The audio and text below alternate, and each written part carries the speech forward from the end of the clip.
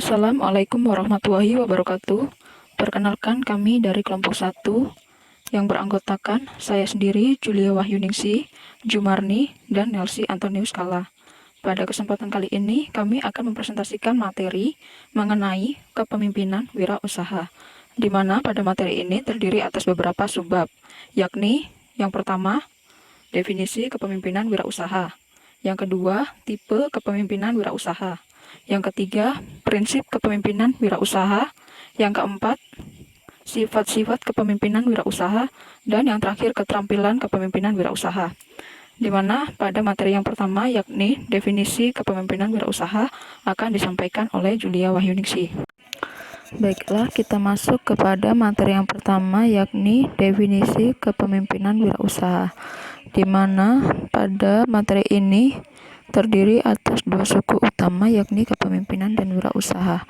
Kata kepemimpinan sendiri sudah ada sejak zaman Yunani yang disampaikan oleh seorang ahli filsuf Yunani kuno yang bernama Plato, di mana ia mengungkapkan bahwa kepemimpinan adalah seseorang yang memiliki sikap atau moral yang baik, berperilaku terpuji, dan memiliki pemikiran kritis, serta dapat membantu orang lain dalam melakukan kebajikan.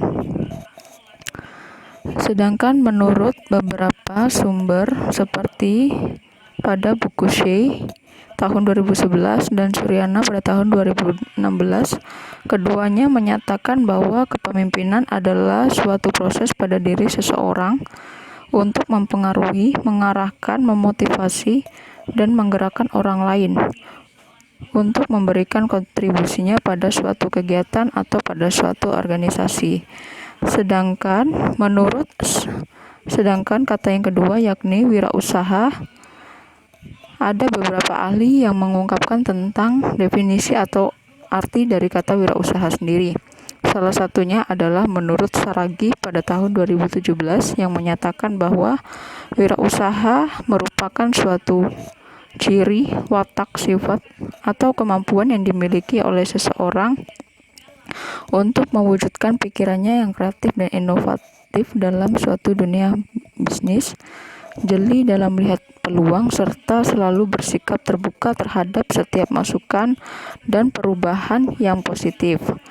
Jadi, ketika digabungkan kedua kata ini, yakni kepemimpinan wirausaha, memiliki beberapa definisi pula.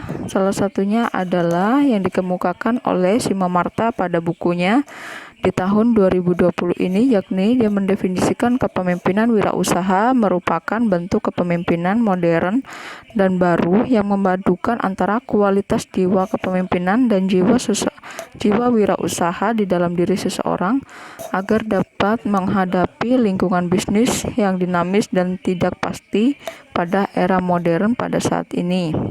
Kita masuk ke materi yang kedua, yakni tipe kepemimpinan wirausaha, di mana tipe yang pertama adalah tipe kepemimpinan karismatik. Menurut Samsu dan kawan-kawannya pada salah satu bukunya di tahun 2018 mengungkapkan bahwa kepemimpinan karismatis adalah seseorang yang memiliki karakter kepribadian yang istimewa sehingga mampu memikat pengikutnya dan menjadikannya sebagai panutan serta memiliki kekuasaan yang kuat. Lalu tipe yang kedua adalah tipe kepemimpinan paternalis. Di dalam buku yang sama, Samsu mengungkapkan bahwa kepemimpinan paternalis adalah pemimpin yang memiliki sikap melindungi, mengayomi, dan menolong anggota yang dipimpinnya. Pemimpin paternalis merupakan pemimpin yang menjadi tempat bertanya dan tumpuan untuk menyelesaikan masalah yang sedang dihadapi oleh anggotanya. Jadi bisa dikatakan bahwa kepemimpinan paternalis ini adalah seorang pemimpin yang memiliki karakter seperti kebapak-bapaan, yakni mampu menjadi tempat untuk bercerita dan bertukar pikiran dengan anggotanya.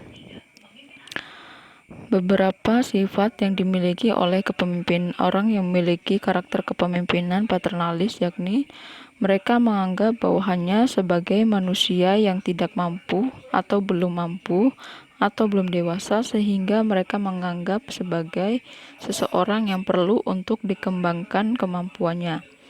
Lalu yang kedua adalah seseorang memiliki tipe kepemimpinan paternalistis, bersikap selalu melindungi. Yang ketiga yakni tipe kepemimpinan militeristik.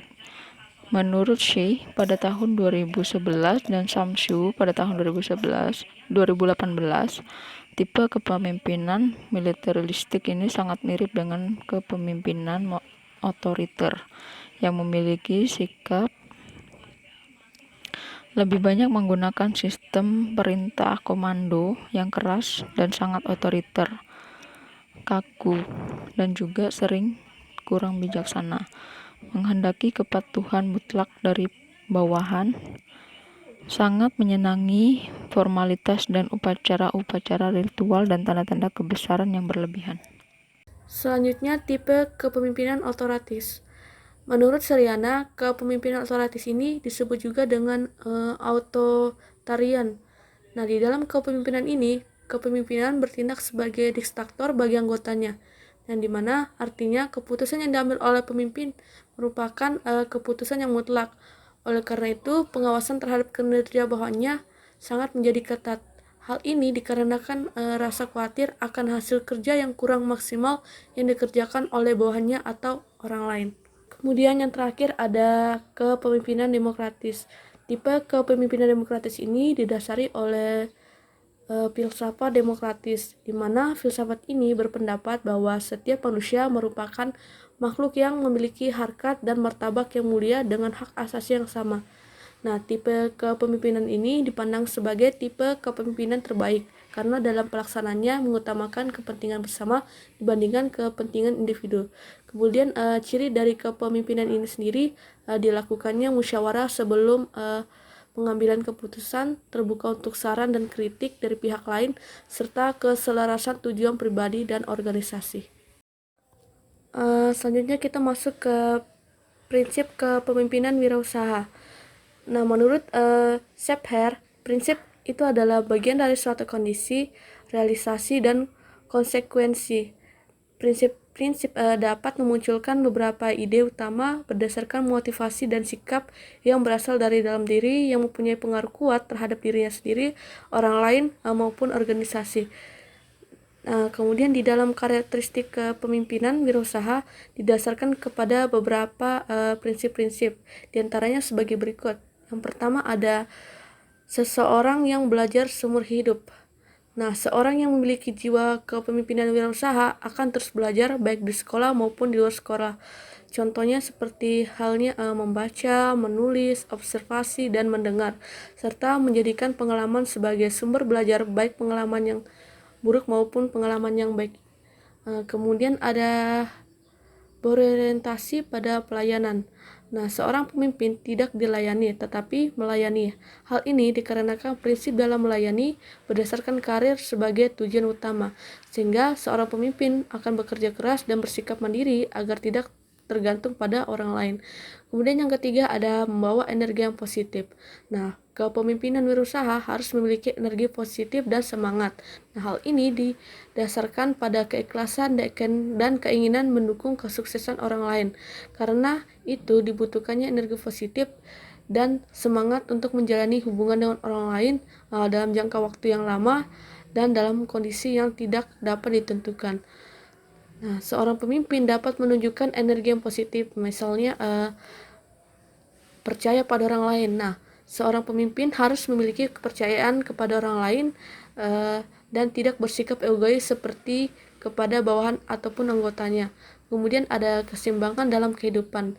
Seorang pemimpin harus dapat mengatur waktunya agar dapat seimbang. Misalnya seperti mengatur waktu makan, istirahat, olahraga, kerja, dan lain-lain.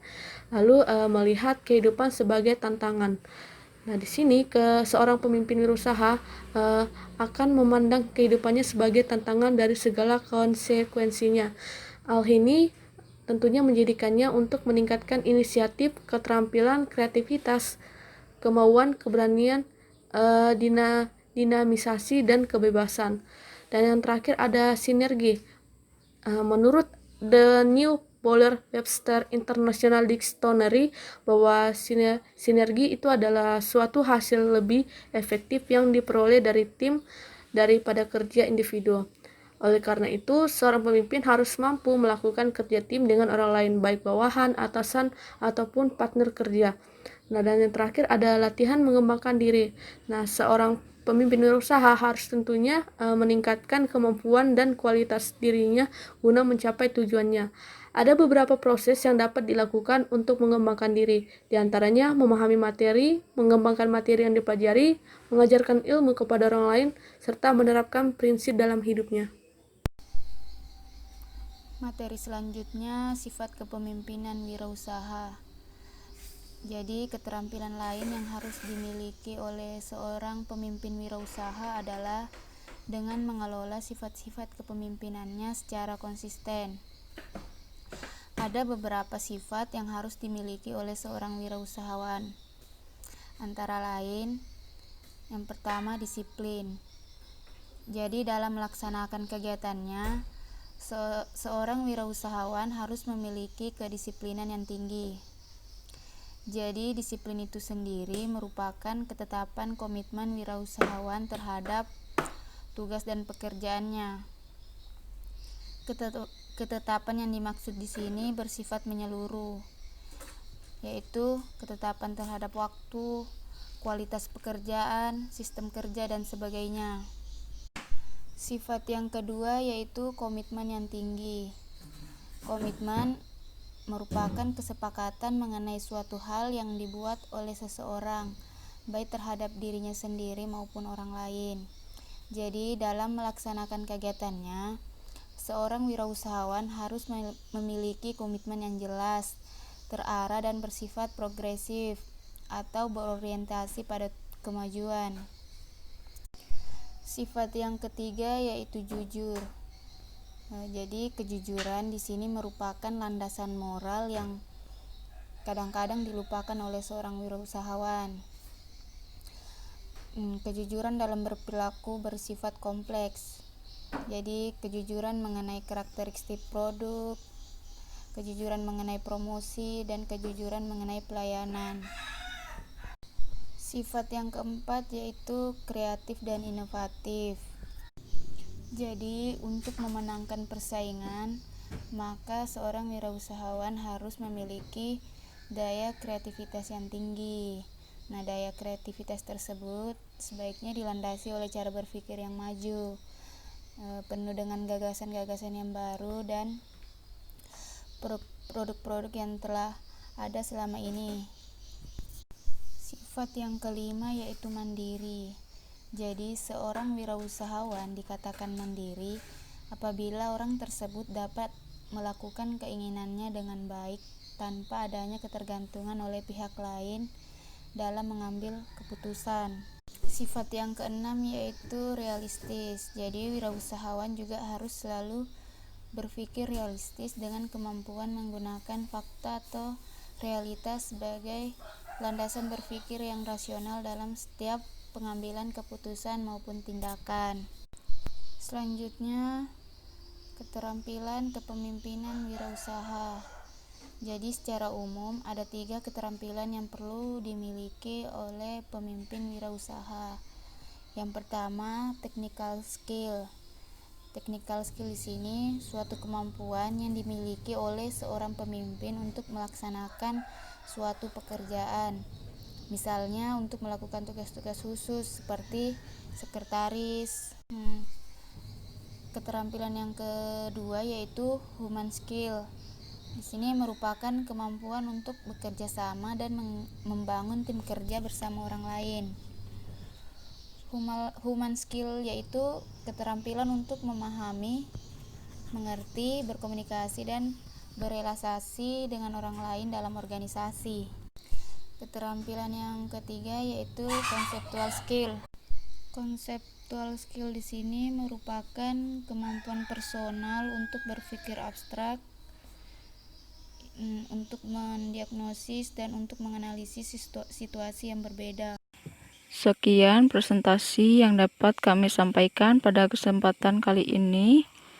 Kurang dan lebihnya kami ucapkan mohon maaf. Wabillahi taufiq wal hidayah. Wassalamualaikum warahmatullahi wabarakatuh.